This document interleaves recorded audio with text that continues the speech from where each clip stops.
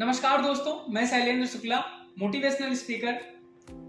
मेरे पास बहुत लोग आते हैं और पूछते हैं, सर क्या मैं जिस स्थिति में हूं तो मुझे अगर दुख है तो क्या कभी भी मेरी जिंदगी में सुख आएगा? और अगर बहुत ज्यादा वो खुश होते हैं, सुखी होते हैं, तो वो बस यही कहते हैं कि मेरी जिंदगी में कभी दुख ना आए। तो जो लोग ये कहते हैं कि सर मैं दुखी हूं, क्या मेरी जिंदगी में खुशी आएगी? तो मैं उनसे एक ही बात कहता हूं कि 101% आएगी। आज अगर दुख आपकी लाइफ में है, मैं आपकी बात कर लेता हूं, आप जिस स्थिति में हैं, जिस सिचुएशन में हैं, अगर आज आपकी लाइफ में दुख है तो उसका रीजन सिर्फ और सिर्फ आप हो, कोई और व्यक्ति नहीं है, आपके पड़ोस का व्यक्ति नहीं है, आपके जानने वाले नहीं है, आपके ऑफिस का बॉस नहीं है, आप जिस बिजनेस में काम कर रहे हैं वो बिजनेस नहीं है। अगर आज आपकी स्थिति खराब है तो उसका रीजन सिर्फ और सिर्फ आप हो। अगर आज आप बहुत अच्छी अर्निंग कर रहे हैं, आज आप सफल हैं, तो उसका रीजन सिर्फ और सिर्फ आप हो।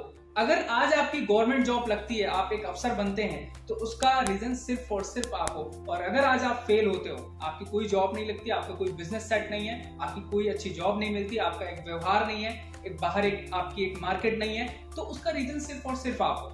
किसी को ब्लेम नहीं कर सकते, अपने टीचर्स को ब्लेम नहीं कर सकते। स्टूडेंट क्लास में 100 होते हैं, 50 होते हैं, 20 होते हैं, 30 होते हैं, लेकिन उसमें से कोई एक ही बंदा ऐसा होता है जो फर्स्ट आता है। रीजन, टीचर तो सबको सेम ही पढ़ाता है। जैसे उसके लिए एक स्टूडेंट समान है, वैसे सारे स्टूडेंट समान है, 30 के 30 पढ़ते हैं, लेकिन उसमें एक ही फर्स्ट क्यों आता है?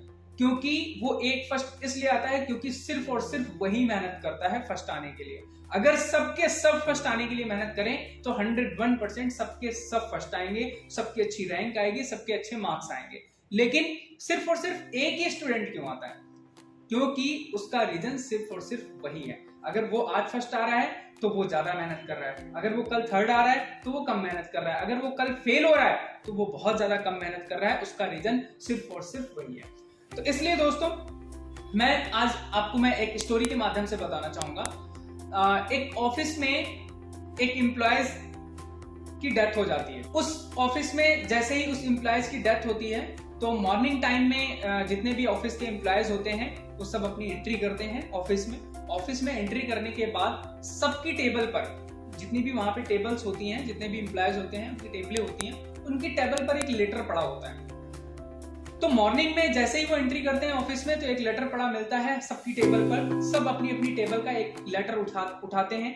जैसे ही उठाते हैं और उसको खोलते हैं तो खोलने के बाद उस लेटर पे लिखा हुआ होता है कि जिस व्यक्ति की वजह से इस ऑफिस में आपकी प्रमोशन रुकी हुई थी, आपकी सक्सेस रुकी हुई थी, उस व्यक्ति की डेथ हो चुकी है। जैसे ही सारे एम्प्लॉयजों ने पढ़ा, सबके सब तो शॉक्ड हो गए कि ऐसा क्यों, डेथ क्यों हो गई है, कौन है ये व्यक्ति, क्यों डेथ हो गई है।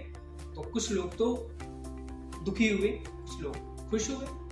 दो चीजें उनके अंदर चल रही थी। नॉर्मल सा दुख चल रहा था, ज्यादा खुशी चल रही थी। खुशी इसलिए चल रही थी कि अच्छा हुआ मर गया, अच्छा हुआ उसकी डेथ हो गई, कम से कम अब हमारी प्रमोशन तो हो जाएगी, अब हमारी सक्सेस तो हो जाएगी। इस व्यक्ति की वजह से हमारी सक्सेस नहीं हो रही थी। उसके नीचे और उस लेटर में एक चीज लिखी थी कि जिस व्यक्ति को अगर इस मरे हुए व्यक्ति की यानी कि मेरी शक्ल देखनी है तो वो इस जगह पर, इस पते पर, इस समय पहुंच सकता है। तो अब डेथ हो चुकी थी, तो जितने भी एम्प्लॉयज थे, जो पता लिखा हुआ था उस पते पर गए और जा करके जो है, जैसे ही वहां पर गए तो देखा, उस पते पर जैसे ही पहुंचे, उस स्थान पर पहुंचे तो वहां पर देखा कि एक लाश पड़ी हुई। जितने भी एम्प्लॉयज थे सबकी आंखें थोड़ी थोड़ी सी नम हुई और अंदर ही अंदर मन में खुश हो रहे थे, बहुत ज्यादा खुश हो रहे थे कि अच्छा हुआ साला मर गया, कम से कम इसकी वजह से हमारी प्रमोशन तो हो जाएगी। तो ये हुआ कि चलो अब हम इस व्यक्ति को आगे से देखते हैं, ये व्यक्ति कैसा है, कौन है ये व्यक्ति, कौन है, हम चलते हैं, देखते हैं। तो जैसे ही थोड़ा सा आगे बढ़े तो सफेद कफन से लिपटी हुई ग्लास रखी हुई थी उनके सामने। तो जैसे ही थोड़ा आगे बढ़े और रुक करके सारे लोग, जितने भी एम्प्लॉयज थे ऑफिस के, उन्होंने देखा।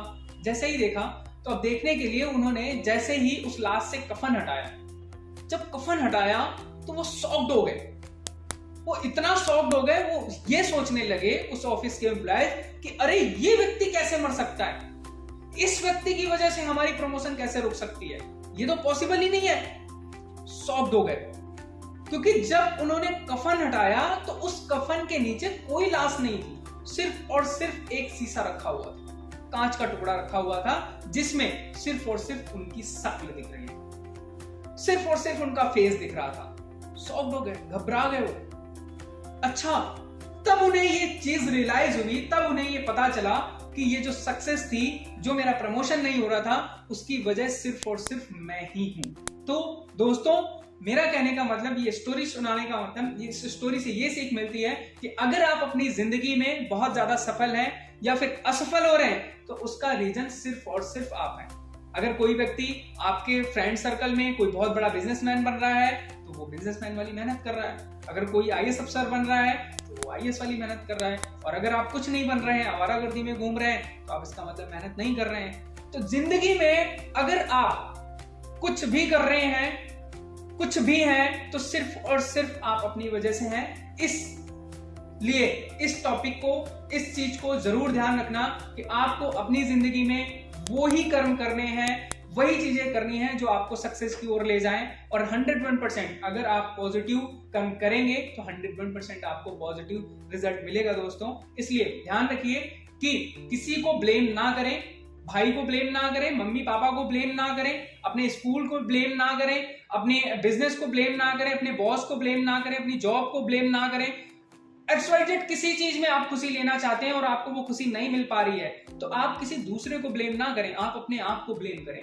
सिर्फ और सिर्फ आप अपनी वजह से खुशी नहीं ले पा रहे हैं। अगर आज आप दुखी हैं तो आप अपनी वजह से हैं, और अगर आज आप खुश हैं तो आप अपनी वजह से हैं। तो इसीलिए दोस्तों, आप अपनी लाइफ में कुछ भी करें, अच्छा करें और अच्छा रिजल्ट आपको मिलेगा। और अपने आप को सफल बनाएं और अपनी जिंदगी को बेहतर बनाएं। Thanks for watching this video. अगर आपको मेरी ये वीडियो अच्छी लगी तो आप इसे लाइक और शेयर करें। और अगर आप चाहते हैं कि मैं ऐसी ही वीडियो आपके लिए बार बार लाता रहूं, तो प्लीज मेरे चैनल को सब्सक्राइब जरूर करें। धन्यवाद।